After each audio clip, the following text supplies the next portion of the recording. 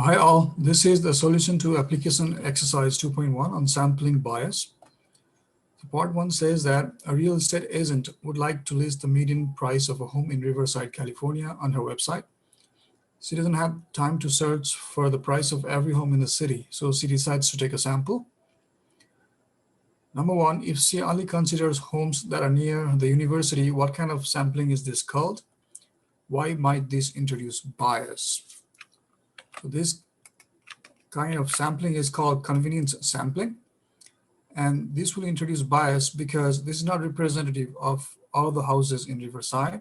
This is probably skewed in one direction because homes near the university are most likely to be cheaper.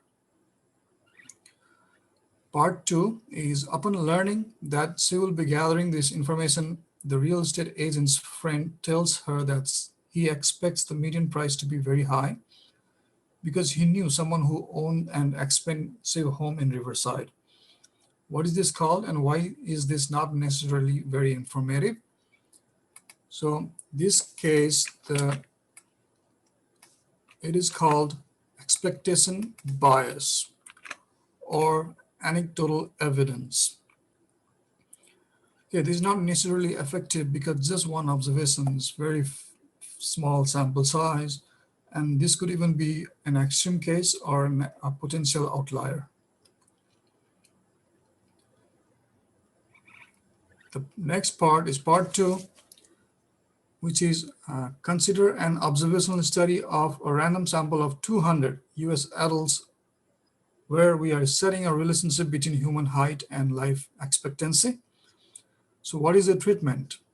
So what is the independent variable of interest here? So that is your treatment. The treatment is height. Why this must be an observational study as opposed to an experiment? So we're just looking at the data and we cannot change how tall someone is. So that's exactly why this is an observational study. We cannot change how tall someone is. So what is our population? So population is the collection of all the US adults. So all US adults will be our population, and our sample would be just these 200 randomly selected US adults.